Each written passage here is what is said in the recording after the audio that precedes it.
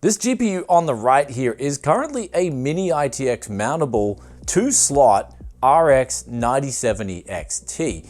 This is actually called the Reaper, and it's really one of the only models that you can get that fits that Mini ITX format, and that's a 2-slot cooler. It comes under 30 centimeters in length, and it weighs in at 900 grams versus the Hellhound beside it, which is also from PowerColor, but this thing is a lot bigger and weighs 1.2 kilo.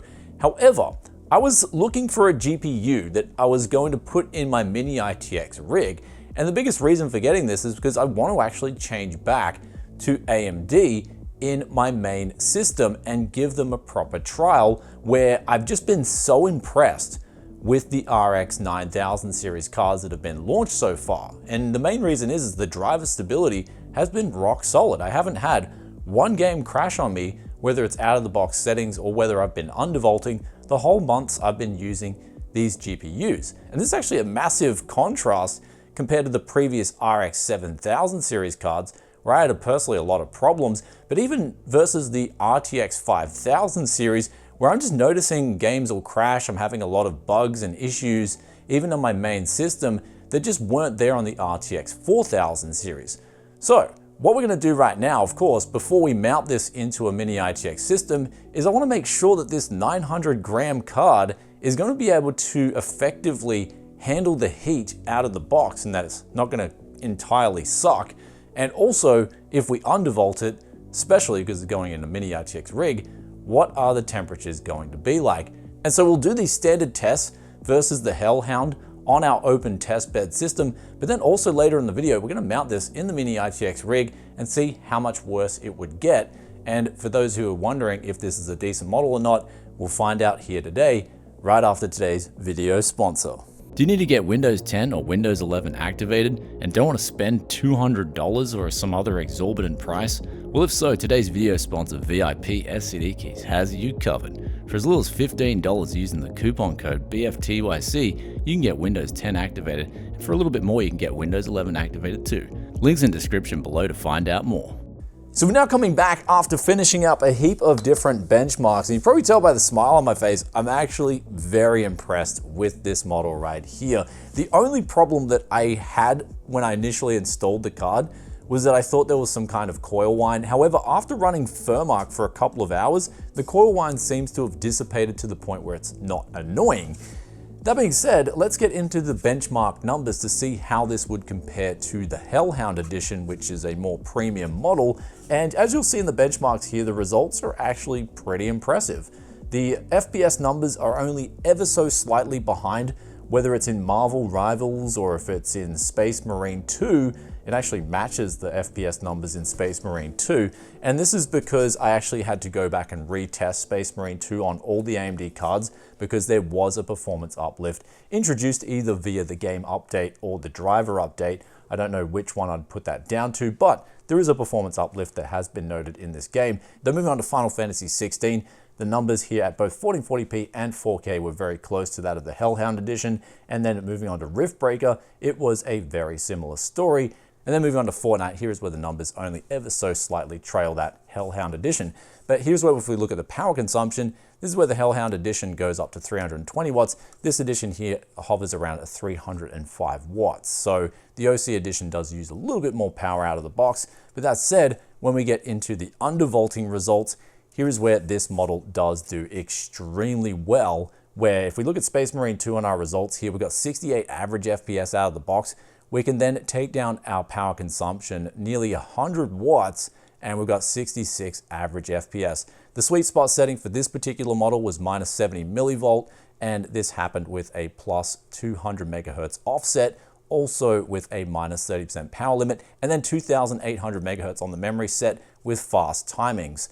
So undervolting this card yields us some extremely good results, but this is where it gets better because the noise on this cooler out of the box, when I was running Firmark for quite a while, I'll let you guys have a listen with out of the box settings.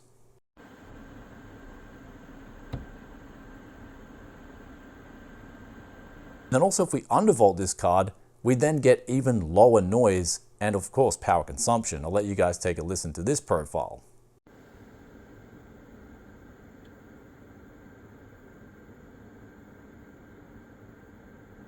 So ultimately, looking at this card, I came into this thinking that 900 gram cooler was going to have some big caveats in that it just wasn't going to be able to handle that 300 plus watt setting. And it did so actually very comfortably, which means that PowerColor are doing a really good job in their cooler designs, especially at the given weight levels. And of course, mounting this in a Mini ITX rig, for me personally, I've got to travel with this PC. I want it to be as light as possible, but then coupled in with the undervolt on top of that, we've just got settings that are going to be extremely good for a Mini ITX PC, or at least we hope so. We're going to move on to that very soon and the parts of testing there. However, looking at the aesthetics of the card, there is no RGB. It's just got a simple black matte aesthetic with 3 fans, and on the back, you've got 3 DisplayPort 2 outs as well as an HDMI 2.1 out. And also you may have noticed in the graph before, we did look at the overclocking results, and here's where you can also boost the power consumption and get actually a quite big lift in performance if you want to go down that route. But me personally, I don't like overclocking cards nowadays.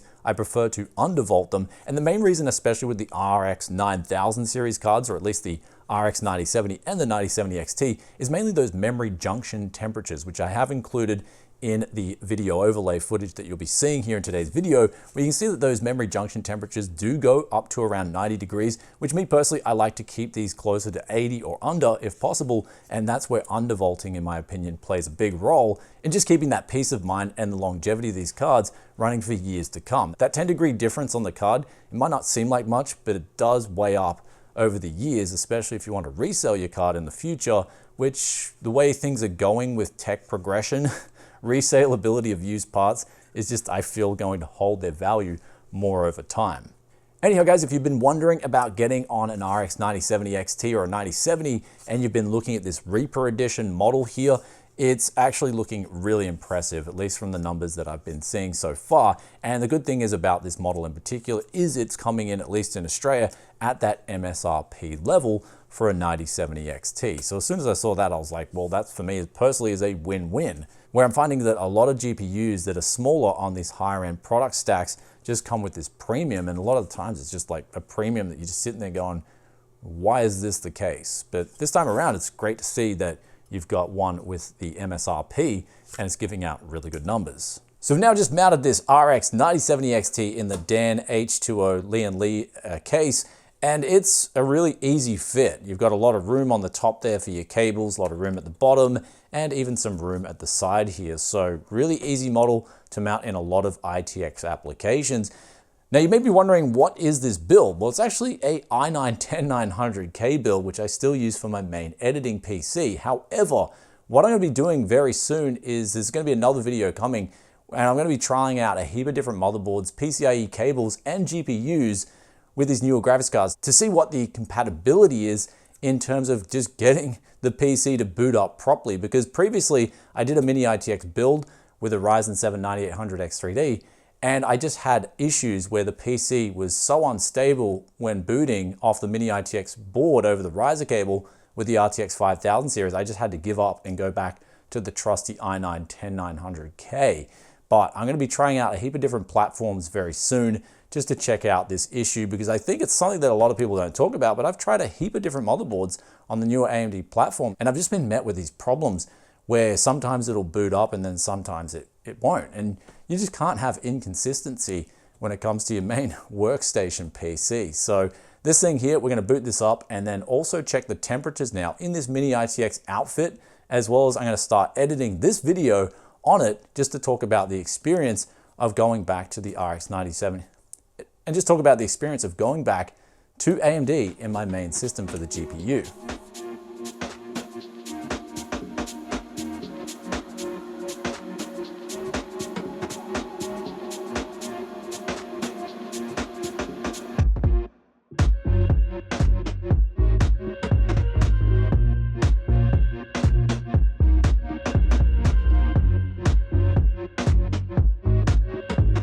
So now we've just been finishing editing up 2/3 of this video and also testing the Mini ITX temperatures. And I gotta say, I am blown away by this experience. It is that much better than what I had before. And I'm putting the blame on the previous experience on the RTX 5080 and 5090, because I tried both of them on the Nvidia app. I believe the Nvidia app is just at this point where it's sucking out all this telemetry with everything you do. And that's causing the desktop, and then when I'm editing videos, just to be that much more sluggish, whereas opposed to the Adrenaline software, it just doesn't have that. And also you can take it a step further with the Adrenaline software and you can turn off all the metric tracking like FPS and things like that. So I turned all those things off.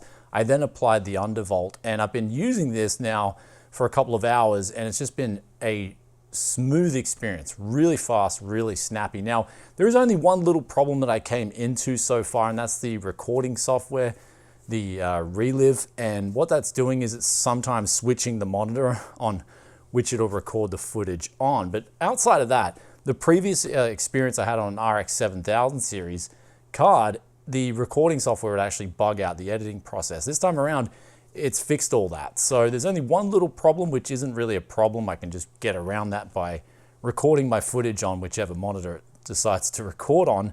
But perhaps AMD will fix that now. I'll send them an email and say, hey, here's a little problem I came into. But keep in mind, this is also off the back of not a fresh install. So I did a fresh install for the Nvidia on my Windows 10 IoT LTSC, but then I just used Revo uninstaller and uninstalled all the Nvidia drivers completely and then installed the AMD software. So the fact that I've done that and it's still that good means that this RX 9070 XT is no joke. It's going to be really good for people who want to get a real client-side desktop, fast, snappy experience. So really happy with that so far. But let's talk about the temperatures in the Mini ITX system when we changed over the GPU.